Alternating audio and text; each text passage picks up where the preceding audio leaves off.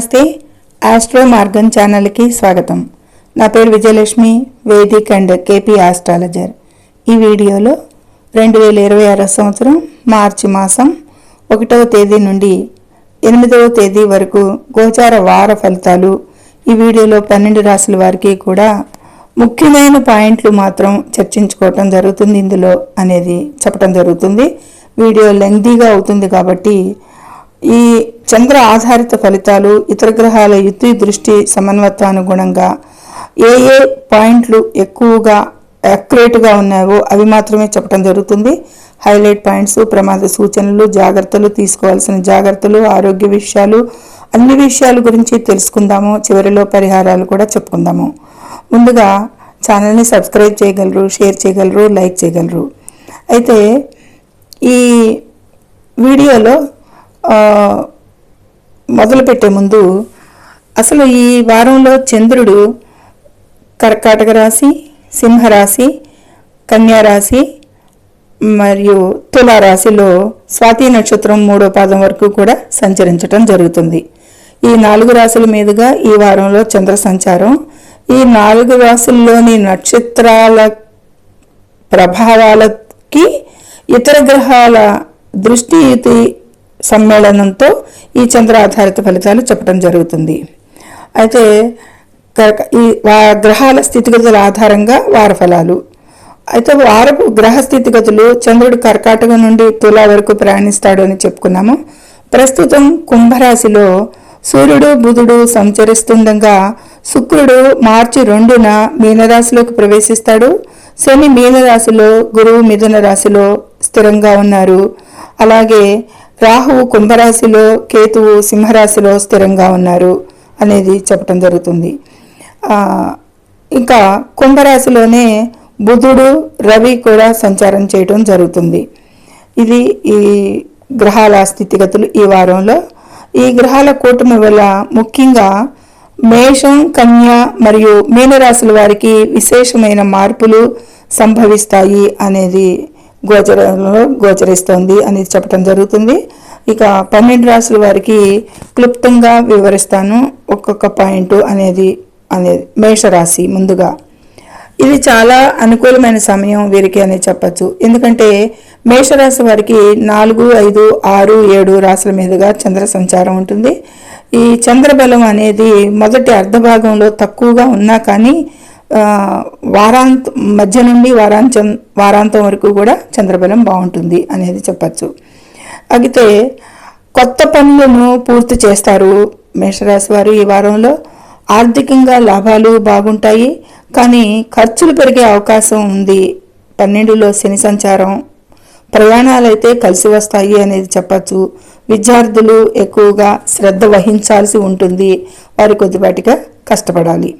ఇది ముఖ్యమైన పాయింట్లు. ఈ విషయాల్లో అనుకూల ప్రతికూలతలు మేషరాశి వారికి మిశ్రమంగా ఉంటాయి అనేది చెప్పడం జరిగింది. ఇక వృషభ రాశి వారికి 3, 4, 5, 6 రాశుల మీదుగా చంద్ర సంచారం. అంటే వారం ప్రారంభం చాలా ఉత్సాహంగా, ధైర్యంగా, చాలా హ్యాపీగా మొదలవుతుంది. అలాగే వారాంతం కూడా అలాగే ఎండ్ అవుతుంది. మధ్యకాలంలో కొద్దిపాటి చంద్రబలం మాత్రం తక్కువగా ఉంటుంది అనేది చెప్పచ్చు. ఇక ఈ వృషభ రాశి వారికి విషయాల్లోకి వెళ్తే వృత్తి వ్యాపారాల్లో ఊహించని అవకాశాలు లభిస్తాయి అనేది గోచరిస్తుంది.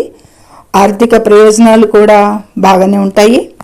ఇక వీరు ముఖ్యంగా ఈ వారంలో ఆరోగ్యం పట్ల శ్రద్ధ తీసుకోండి, అజాగ్రత్త చేయొద్దు అనారోగ్యాల పట్ల అనేది సూచించడం జరుగుతుంది. ఇది క్లుప్తంగా వృషభ రాశి వారికి ఈ వారంలో. ఇక తదుపరి మిథున రాశిని అనుసరించి చంద్రుడు 2, 3, 4, 5 రాశుల మీదుగా చంద్ర సంచారం వీరికి. 2, 3, 4, 5 అంటే చంద్రుడు మిశ్రమ బలంగా 50% బలంగా ఉంటాడు ఆల్టర్నేట్గా. అయితే ఉద్యోగంలో ఒత్తిడి అధికంగా ఉంటుంది వీరికి అనేది సూచించడం జరుగుతుంది. 10లో శని సంచారం కూడా జరుగుతుంది. కాబట్టి ముఖ్యమైన నిర్ణయాలు తీసుకునేటప్పుడు జాగ్రత్తగా ఉండాలి. భాగస్వామ్య సంబంధాల్లో కూడా కొన్ని విభేదాలు రావచ్చు అనేది గోచరిస్తోంది. ఈ విధమైన అననుకూలతలు ఉంటాయి కొద్దిపాటి మిథున రాశి వారికి. ఈ విషయాలను జాగ్రత్తగా అధిగమించే ప్రయత్నం చేయండి. ఇక కర్కాటక రాశి. కర్కాటక రాశిని అనుసరించి చంద్రుడు 1, 2, 3, 4 రాశుల మీదుగా చంద్ర సంచారం. వీరికి కూడా చంద్రబలం మిశ్రమంగానే ఉంటుంది. వారం ప్రారంభంలో వారం మధ్యలో కూడా చంద్రబలం ఉంటుంది అనేది చెప్పచ్చు. అయితే ఈ చంద్ర సంచారం వల్ల వారం మొదట్లో మానసిక ఆందోళన ఉండవచ్చు అనేది సూచిస్తుంది. ఎందుకు చంద్రుడు తన కర్కాటక రాశిలోనే సంచరించటం జరుగుతుంది. రాశిలోనే ఇది ఎక్కువ భావోద్వేగాలకి ఎక్కువ అవకాశం ఉంటుంది. కొద్దిపాటి మానసిక ఆందోళనలు ఉండవచ్చు. అది కాకుండా కర్కాటక రాశికి అష్టమంలో రాహు సంచారం కూడా జరుగుతుంది అనేది చెప్పటం జరుగుతుంది. దానివల్ల కూడా ఆస్తి సంబంధిత విషయాల్లో అయితే గనక పురోగతి అయితే ఉంటుంది. విదేశీ ప్రయత్నాలు ప్రయత్నించే వారికి ఫలించే అవకాశాలు కూడా ఉన్నాయి ఈ వారంలో ఈ కర్కాటక రాశి వారికి. అయితే ఈ కర్కాటక రాశి వారికి ఈ ఫలితాల ఆధారంగా మిశ్రమంగా గోచరిస్తున్నాయి ఫలితాలు అనేది సూచించటం జరుగుతుంది. ఇక సింహరాశి. సింహరాశి వారికి 12, 1, 2, 3 రాశుల మీదుగా చంద్ర సంచారం. అంటే వీరికి కూడా వారం స్టార్టింగ్లో కొద్దిపాటి చంద్రబలం తక్కువగా ఉంటుంది, తర్వాత బాగుంటుంది, మళ్ళీ కొంచెంపాటి అనుకూలతలు తక్కువ, వారాంతానికి బాగుంటుంది అనేది చెప్పచ్చు. ఇక వీరికి సింహరాశి వారికి ఈ వారం ఆత్మవిశ్వాసం అయితే పెరుగుతుంది. సప్తమంలో కుంభరాశిలో సూర్యుడు కూడా రాశ్యాధిపతి ఎదురుగుండా రాశి మీదే తన దృష్టి ఉంటుంది. ఉద్యోగ వ్యాపారాల్లో అయితే గనక పురోగతి కనిపిస్తుంది. కుటుంబ సభ్యుల మద్దతు కూడా లభిస్తుంది ఈ వారంలో వీరికి. అయితే ఒక విషయంలో జాగ్రత్త తీసుకోవాలి, తొందరపాటు నిర్ణయాలు తీసుకోకూడదు ఈ వారంలో వీరికి ఈ ఒక్క నెగిటివ్ పాయింట్ తప్పిస్తే మిగతాది మిశ్రమంగా చాలా బాగుందని చెప్పచ్చు. ఇక తదుపరి కన్యా రాశి. ఈ కన్యా రాశిని అనుసరించి చంద్రుడు 11, 12, 1, 2 రాశుల మీదుగా చంద్ర సంచారం. 11, 12 వారం ప్రారంభం శుభాలతో మొదలవుతుంది. 1, 2 అంటే చంద్రబలం మిశ్రమంగా ఉంటుంది. అలా అన్నమాట. కష్టానికి తగిన ఫలితం లభిస్తుంది వీరికి అనేది చెప్పచ్చు. పిల్లల చదువుల్లో పురోగతి ఉంటుంది. ఆర్థికంగా కూడా బలం చేకూరుతుంది. ఈ కన్యా రాశి వారికి మంచి ఫలితాలే మిశ్రమంగా కంటే కూడా అధికంగానే ఉన్నాయి. మంచి ప్రయోజనాలు అనేది చెప్పచ్చు. ఇక తులారాశి. తులారాశి వారికి 10, 11, 12, 1 రాశుల మీదుగా చంద్ర సంచారం. వీరికి చంద్రబలం బాగుంది ఈ వారంలో తులారాశి వారికి అని చెప్పచ్చు. అటు శని యోగిస్తున్నాడు, ఇటు గురువు యోగిస్తున్నాడు. తులారాశి వారికి కెరీర్లో స్థిరత్వం ముఖ్యంగా పెరుగుతుంది. బాగా ఆగిపోయిన పనులు మళ్ళీ కూడా ఊపందుకుంటాయి ఈ వారంలో. రావాల్సిన డబ్బు అయితే చేతికి అందుతుంది. అంటే పాత బాకీలు వసూలు చేసుకునే ధైర్య సాహసాలతో వసూలు చేసుకుంటారు. భాగస్వామితో సంతోషంగా గడుపుతారు. ఈ విధంగా అన్ని అనుకూలతలే కనిపిస్తున్నాయి తులారాశుల వారికి ఎక్కువగా. ఇక వృశ్చిక రాశి. వృశ్చిక రాశి వారికి 9, 10, 11, 12 వీరికి కూడా చంద్రబలం బాగానే ఉంది, ఒక 3 వంతులు. అయితే వృశ్చిక రాశి వారికి ఇతర గ్రహ బలాలు కొద్దిపాటిగా తక్కువగా ఉంటాయి అనేది చెప్పవచ్చు. ఇక అయితే ఉద్యోగంలో అధికారుల మద్దతు అయితే లభిస్తుంది ఉద్యోగపరంగా చూస్తే. ఎందుకంటే 10లో కేతు సంచారం ఇతను అనుకూలంగా ఉంటుంది వృశ్చిక రాశి వారికి. ఇక ఆ రోజు చంద్రుడు ప్రయాణించేటప్పుడు 10లో చంద్రుడు కూడా మంచి ప్రయోజనాలే కల్పిస్తాడు. ఇక ఉద్యోగం పరంగా అయితే అధికారుల్లో సపోర్ట్ ఉంటుంది, ఉద్యోగస్తులకి బాగుంది. ఇక ప్రయాణాలు వీరికి లాభదాయకంగా ఉంటాయి అనేది చెప్పచ్చు. తల్లిదండ్రుల ఆరోగ్యంపై శ్రద్ధ వహించాల్సి ఉంటుంది. ఇక 2 వంతులు ఉపయోగకరంగా ఉన్న 1 వంతు తల్లిదండ్రుల ఆరోగ్య విషయంలో జాగ్రత్తగా ఉండాలి అనేది సూచిస్తుంది గోచారంలో. ఇక ధనుసు రాశి. ధనుసు రాశిని అనుసరించి అష్టమంలో చంద్ర సంచారం బిగినవుతుంది. 9 భాగ్యస్థానం, 10, 11 వారం ప్రారంభంలో కొద్దిపాటి అననుకూలతలు కనిపించిన వారం అంతా కూడా చాలా బాగుంది మిగతా చంద్రబలం. అయితే ఆర్థికంగా బలం అయితే పెరుగుతుంది ఈ వారంలో అనేది సూచిస్తుంది, కనపడుతుంది. కొత్త పరిచయాలు భవిష్యత్తుకి ఉపయోగపడతాయి, కొత్త పరిచయాలు అవుతాయి అనేది కూడా చెప్పవచ్చు. ధనుసు రాశికి తృతీయంలో కుజ, రవిలు, బుధ, రాహులు సంచరిస్తున్నారు. థర్డ్లో మీద చంద్ర సంచారం, ఈ సింహరాశిలో చంద్ర సంచారం జరిగేటప్పుడు కూడా మంచి అనుకూలతలే ఉంటాయి. ఆర్థిక బలం పెరుగుతుంది, కొత్త పరిచయాలు భవిష్యత్తుకు ఉపయోగపడతాయని చెప్పచ్చు. వ్యాపార అడ్డంకులు ముఖ్యంగా ఈ వారంలో ఇప్పటి వరకు ఏదన్నా ఇబ్బందులు ఎదుర్కొంటుంటే అవి చాలా వరకు తగ్గుముఖం పట్టి తొలగిపోతాయి అనేది కూడా సూచించవచ్చు. ఇది ధనుసు రాశి వారికి మిశ్రమంగా ఉంది. మిశ్రమంగా కంటే కొద్దిపాటి అధికంగానే మంచి శుభ ఫలితాలే ఉన్నాయి. మకర రాశి వారికి 7, 8, 9, 10 రాశుల మీదుగా చంద్ర సంచారం. వారం మధ్యంలో కొద్దిపాటి చంద్ర అనుకూలతలు తక్కువ ఉంటాయి. అయితే ఈ మకర రాశి వారికి ఏ ప్రయత్నం చేసినా విజయం సాధిస్తారు ఈ వారంలో అని చెప్పచ్చు. ఇక రాబడి లాభాలు కూడా మకర రాశి వారికి పెరుగుతాయి, బాగుంది. ఉద్యోగంలో హోదా కూడా పెరిగే అవకాశాలు ఉన్నాయి. ఓవరాల్గా మకర రాశి వారికి చాలా బాగుంది ఈ వారంలో అనేది చెప్పచ్చు. ఇక కుంభరాశిని అనుసరించి చంద్రుడు 6, 7, 8, 9 రాశుల మీదుగా ఉంది. చంద్రబలం కూడా 3 అంతులు బాగానే ఉంది. కుంభరాశి వారికి గురువు కూడా అనుకూలిస్తున్నాడు అనేది చెప్పచ్చు. కుంభరాశిలోనే 4 గ్రహాల సంచారానికి బుధుడు, రాహువు, కుజుడు, రవి కూడా అంత అనుకూలంగా లేరు వారు కూడా అనేది. అయితే గ్రహ సంచారం వల్ల వ్యక్తిగత జీవితంలో చాలా ఆకస్మిక మార్పులు రావచ్చు ఈ కుంభరాశి వారికి ఈ వారంలో అనేది గోచారంలో గ్రహస్థితి వల్ల చెప్పటం జరుగుతుంది. ఇక నిర్ణయాలు తీసుకునేటప్పుడు పెద్దల సలహాలు తీసుకోకుండా ముందుకు ఏ విషయంలోనూ సాగకండి. ఈ వారంలో మీ సొంత నిర్ణయాల మీద ఆధారపడకండి. కొద్దిపాటి అననుకూలతలే కనిపిస్తున్నాయి కుంభరాశి వారికి.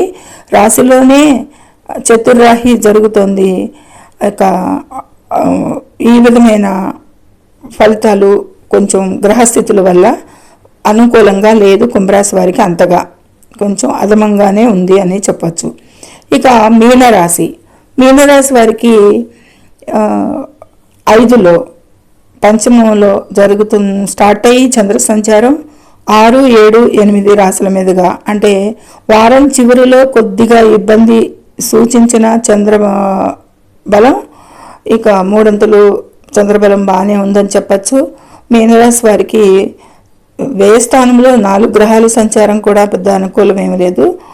కాకపోతే రాశిలో శుక్రుడు అనుకూలమే ఎప్పుడు కూడాను అనేది సూచిస్తుంది. అలాగే కుంభరాశి వారికి ద్వితీయంలో శుక్రుడు కూడా అనుకూలిస్తాడు, ధనపరంగా అయితే పర్వాలేదు అనేది చెప్పచ్చు.